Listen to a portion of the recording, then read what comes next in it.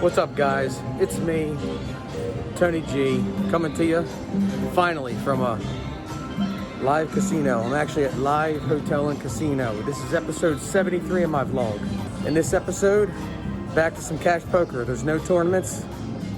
I have no choice but to play cash. Not sure what I'm buying in for yet, but I'm going to be playing 1-3, no limit hold'em. Hope you guys enjoy it. Here we go.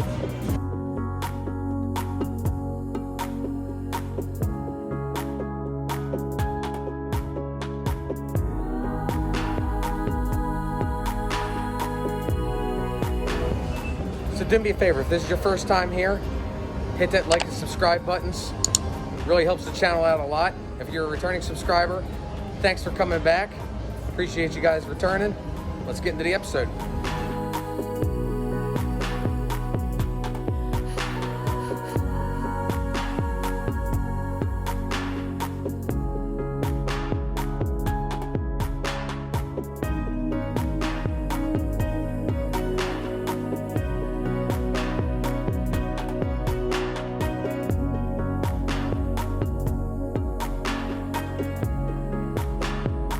Also, while we're walking around here, let me know what you guys think of all the stuff that Live did to keep people safe and clean during this COVID-19 crisis. Let me know down below what you think. Would you play here?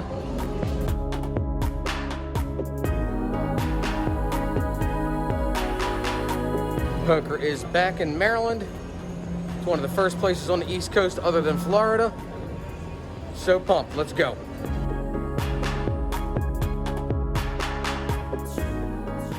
Okay, my first hand back at poker after 3.5 months of quarantine. I have the 5 of spades, the 3 of hearts. I am the big blind, and I decide to go ahead and just check my option. One other guy called, and we are heads up to the flop. The flop comes out the 6 of spades, the 9 of spades, and the 4 of diamonds.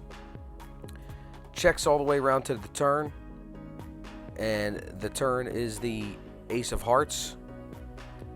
I bet $10 trying to rep the ace. The middle position calls, and the river is the 5 of hearts.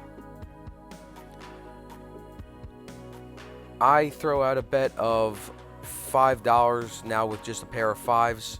The villain calls and flips over 6-7, and we lose our first hand that we get into.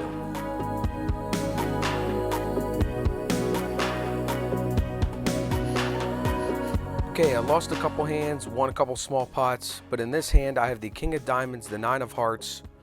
I'm on the button. We wind up going 3 ways to the flop, and the flop comes out the 9 of spades, the jack of diamonds, and the 4 of hearts. It actually checks all the way around to the turn, which I'm surprised because the one guy has been betting on every street in previous hands. The turn is the 2 of diamonds. It checks to me. I throw out a bet of $10. There's one fold, and the middle position calls, and the river is the 10 of diamonds. I decide to think for a second and then ultimately throw out a bet of $20. The villain does tank for a couple seconds, and he looks at me and says something, but with the plexiglass I couldn't quite hear. He ultimately calls and shows 10 of spades and the 8 of spades, and we lose on the river to a pair of 10s.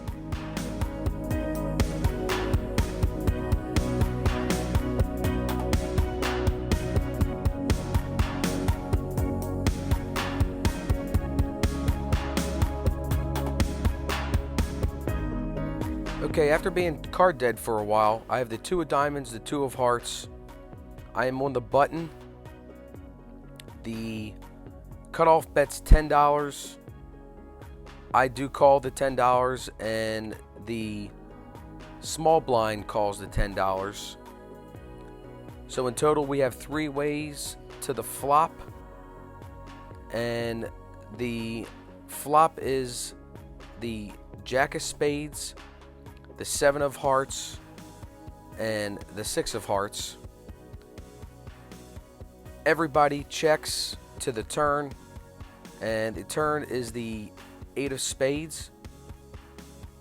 Believe it or not, it does check all the way around to the river, and the river is the 2 of Clubs.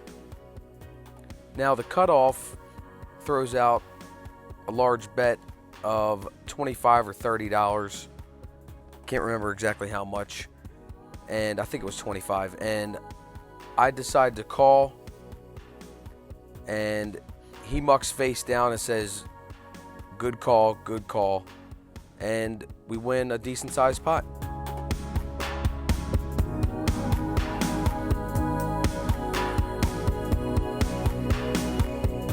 Okay, in the final hand I'll go over in this session, I have the King of Diamonds, the 10 of Hearts. I am in middle position. I decide to just limp in, being in middle position. Whether that's right or wrong, it is what it is.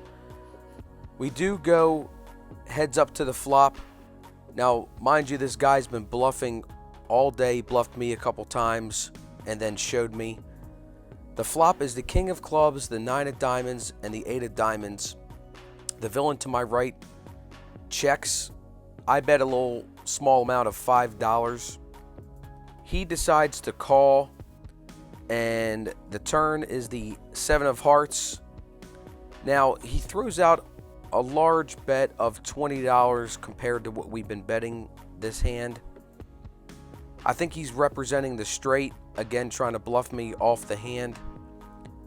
I decide to go ahead and take out the $20 from my stack and call. The river, it's the 6 of Hearts, which really helps him if he's bluffing and wanting to represent the straight. He thinks about it and starts counting out money and how much money he can throw into the middle to get me off this hand. Ultimately, he decides on a bet of $45,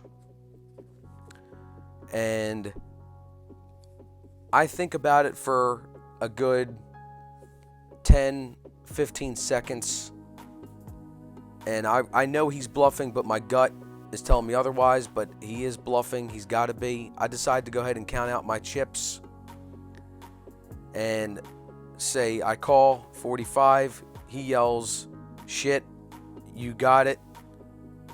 Doesn't show me the cards, mucks. I show him the 10, throw my cards in the middle, and we take down a decent sized pot.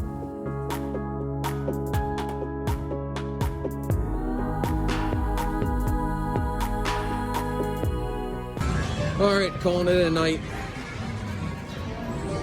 Down like $125, $130, something like that.